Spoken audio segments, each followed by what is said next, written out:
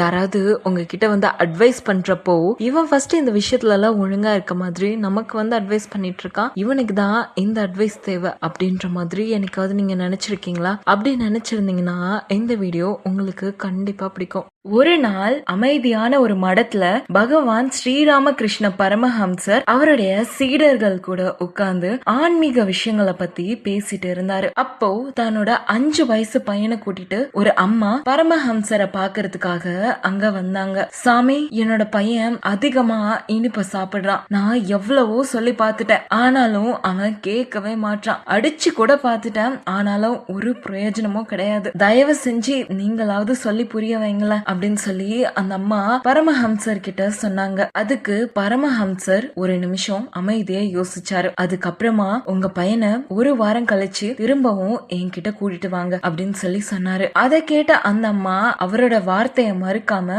அங்க இருந்து கிளம்புனாங்க. ஒரு வாரம் கழிச்சு தன்னோட பையனை கூப்பிட்டுட்டு திரும்பவும் அந்த அம்மா பரமஹம்சரை பாக்குறதுக்கு வந்தாங்க. இந்த வாட்டி பரமஹம்சர் அந்த பையனை கூப்பிட்டு, இங்க பாருப்பா, இனிப்புகளை அதிகமா சாப்பிடாத, அது உன்னோட உடம்புக்கு கொஞ்சம் கூட நல்லதே கிடையாது. அதிகமா சாப்பிட்டனா ஃபியூச்சர்ல உனக்கு நோய்கள் வரதுக்கு நிறையவே சான்சஸ் இருக்கு. அதனால நல்ல பையனா அதிகமா ஸ்வீட் சாப்பிடக்கூடாது, சரியா அப்படின்னு சொல்லி அறிவுரை சொன்னாரு. இந்த வாட்டி அந்த பையன் சரின்ட்டு அமைதியா கேட்டுக்கிட்டான். அம்மாக்கே கொஞ்சம் ஆச்சரியமா இருந்துச்சு. என்னடா நம்ம பையன் இந்த மாதிரி எல்லாம் இருக்க மாட்டானே, சொன்ன உடனே சரிங்கன்னு சொல்லிட்டு கேட்டுக்கிட்டான். சரி, வீட்டுக்கு போனாதான் தெரியும் அப்படின்னு சொல்லி அந்த அம்மா நினைச்சாங்க. ஆனாலும் ஒரு சந்தேகம் வந்துச்சு. சாமி, நீங்க இத போன வாரமே சொல்லிருக்கலாமே, ஏன் ஒரு வாரம் வரைக்கும் காத்திருக்க சொன்னீங்க அப்படின்னு சொல்லி அந்த அம்மா பரமஹம்சர் கிட்ட கேட்டாங்க. அதுக்கு பரமஹம்சர், மா, நீங்க முதல்ல வந்தப்போ நானே அதிகமா ஸ்வீட் சாப்பிட்டுட்டு தான் இருந்தேன். அதை கேட்ட உடனே